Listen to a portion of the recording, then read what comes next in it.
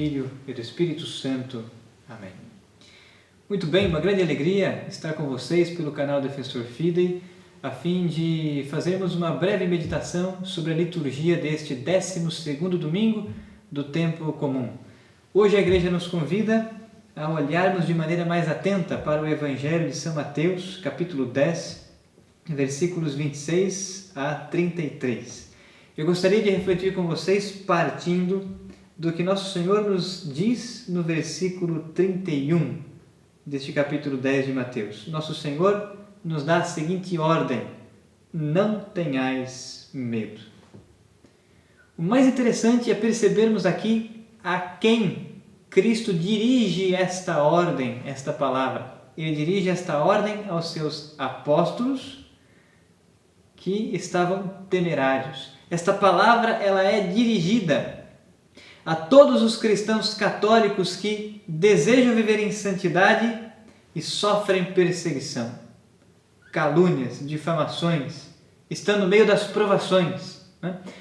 Todos aqueles que desejam viver em santidade de uma maneira autêntica e verdadeira, todos aqueles que desejam viver o Evangelho, rezar, cultivar a oração, a penitência, a mortificação, lutar para a aquisição das virtudes, denunciar o erro e a mentira, a falsa doutrina, lutar contra o mundo, o demônio e a carne, todos estes sofrerão perseguições. É por isso que Nosso Senhor começa o Evangelho da liturgia de hoje dizendo o seguinte: não tenhais medo dos homens. Não é? Naquele tempo, Jesus disse aos seus apóstolos: não tenhais medo dos homens, pois nada há de encoberto que não seja revelado, e não há nada de escondido que não seja conhecido. O que vos digo na escuridão, dizei-o à luz do dia. O que escutais ao pé do ouvido, proclamai-o dos telhados. Não tenhais medo daqueles que matam o corpo, mas não podem matar a alma. Não é? Esta é a ordem que Cristo está dando aos seus apóstolos e também a nós hoje. Não é? Se nós queremos viver de maneira autêntica o Evangelho, se nós queremos lutar pela santidade, enfrentando, combatendo o mundo, o demônio e a carne, vencendo, auxiliados pela graça, as tentações diabólicas, não é? Lutando contra elas, nos exercitando na oração, na penitência, na mortificação e no cultivo das virtudes, nós sofreremos perseguições, mas coragem, não tenhais medo.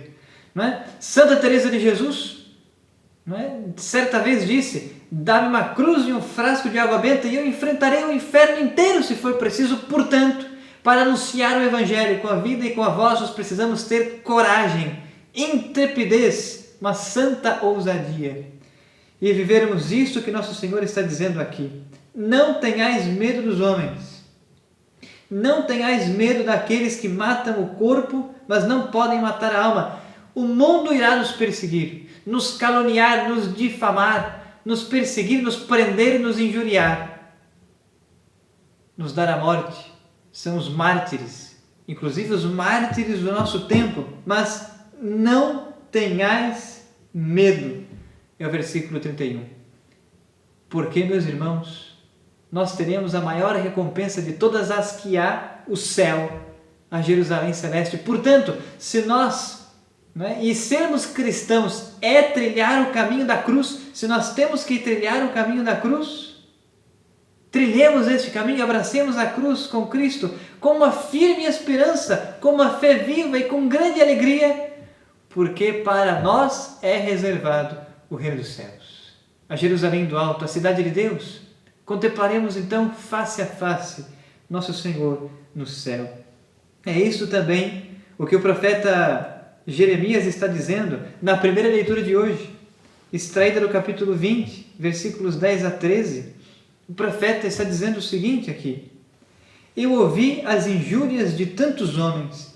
Ele, enquanto profeta, ele, enquanto anunciador da verdade, eu ouvi as injúrias de tantos homens e os vi espalhando o medo em redor. Olhem para os nossos tempos.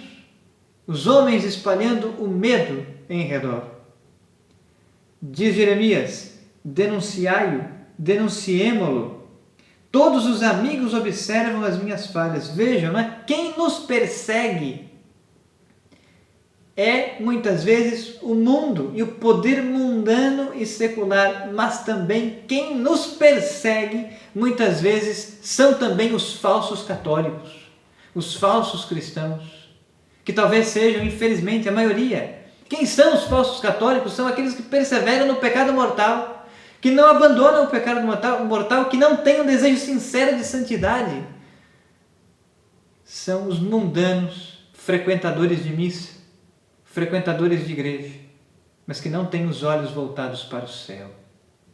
Meus irmãos, que nós hoje nos convertamos, ouçamos a voz de Deus a nos chamar à conversão, ouçamos a voz de Deus que nos dá essa ordem de sairmos e pregar o Evangelho, de trabalharmos pela glória de Deus e pela salvação das almas. Todos os amigos, diz o profeta, observavam as minhas falhas. Talvez ele cometa um engano e nós poderemos apanhá-lo e desforrar-nos dele. Versículo 11. Mas o Senhor está ao meu lado como forte guerreiro. Deus está ao nosso lado, o Senhor dos exércitos. Por isso, os que me perseguem cairão vencidos. Por não terem tido êxito, eles se cobrirão de vergonha, eterna infâmia que nunca se apaga. Ó Senhor dos exércitos, que provas o homem justo e vês os sentimentos do coração, rogo-te que faças vir tua vingança sobre eles. É o dia do juízo. Não é? O Senhor dos exércitos está ao nosso lado, e quem não o reconhecerá? O Senhor dos exércitos está conosco, o Emanuel, Deus conosco, e quem não o adorará? Não é? Se Deus está ao nosso lado e se nós estamos refugiados dentro de seu sacratíssimo coração, de quem teremos medo? Portanto, vivamos em santidade, doa quem doer, custe o que custar, anunciemos a verdade do Evangelho com coragem. Trabalhemos pela glória de Deus e pela salvação das almas. Trabalhemos para entrar no céu. E assim também é isto que o Salmo 68 nos convida a rezar. No versículo 8, o salmista vai dizer e vai rezar: por vossa causa é que sofri tantos insultos.